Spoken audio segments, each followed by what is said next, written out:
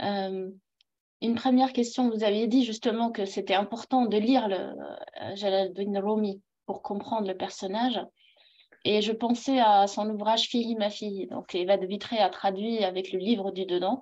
Donc, quand on le lit, on voit un personnage, en tout cas, moi, c'était mon ressenti, très orthodoxe, très traditionnel, un peu, enfin, très éloigné quelque part de ce côté un peu extatique dont on peut le décrire et un peu à fleur de peau. En tout cas, c'est ce que j'ai entendu de ce que vous disiez, de sa façon de partir et de suivre l'émotion du moment. Je ne sais pas si vous pouvez nous en dire quelques mots de vous, votre vision de son caractère et de la nature de son enseignement. Rumi, c'est pas une personne didactique, si vous voulez. Il a fait des discours de vases dans les mosquées qui sont réunis sous forme d'un livre, Majalis Sabar, les 7 réunions, qui d'ailleurs, modestement, j'ai traduit, mais ce n'est pas publié. Je l'ai traduit pour mon entourage.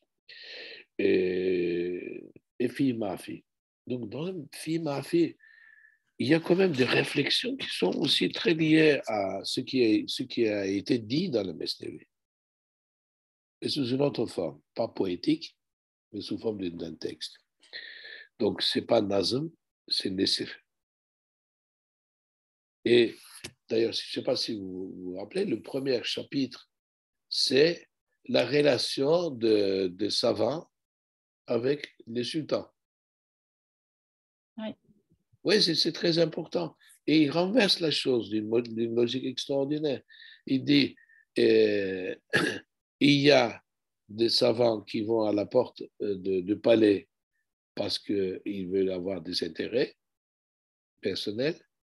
Et donc, en ce moment-là, c'est eux qui vont voir le sultan. Mais il y a aussi des savants qui se donnent la mission de corriger le sultan, même s'ils vont à la porte du palais. En réalité, c'est le sultan qui va chez eux, parce qu'il a besoin de leur sagesse, de leur opinion. Donc, si vous voulez, le fait que les textes de Fille ma fille soient un texte littéraire et non pas de la poésie, nous fait croire que c'est moins spirituel que l'autre et plus orthodoxe, comme vous dites. Mais en réalité, ça ne l'est pas.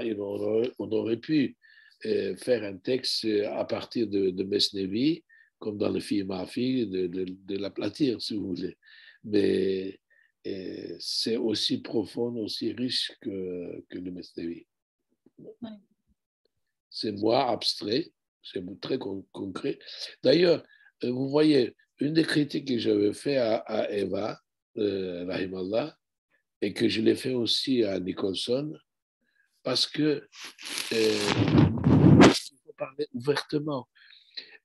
Par exemple, dans le Mesnevi, dans le 5e volume particulièrement, il y a des métaphores très, très violentes en ce qui concerne le désir sexuel. Et Nicholson, professeur Nicholson, il n'a pas osé le traduire en anglais, il l'a mis en latin. Et Eva aussi a fait la même erreur. Pourtant que je lui ai dit 1000 fois, j'ai dit, mais chère Eva, si Rumi, il a dit, il ne faut pas avoir honte, parce que ce sont des leçons importantes. Et elle a mis aussi, elle n'a pas écouté, mais enfin, c'est son choix, elle l'a mis aussi en latin en disant, mais les gens, ils ne vont pas comprendre que ça va être un peu de mal plutôt que bien pour ceux qui arrivent.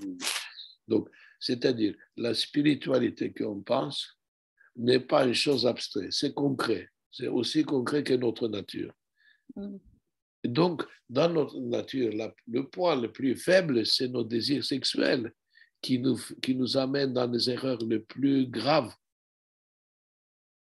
Et si on ne parle pas de ça, qui parlera? Si Rumi ne parle pas de ça, qui parlera? Et donc, ces anecdotes ne sont pas des des anecdotes pour rire dans le café, entre copains, pour faire des conversations vulgaires. Au contraire, ça contient des leçons très importantes et il faut insister là-dessus. Vous voyez? Donc, fille et ma fille, c'est pareil. Il y a quand même des conseils très violents, très profonds et qu'il faut quand même les considérer parce que sinon, il n'y a pas de sentiment. On ne peut pas parler d'un amour abstrait tout le temps au nom de la spiritualité. On parle d'un problème humain. Oui, Voilà. absolument.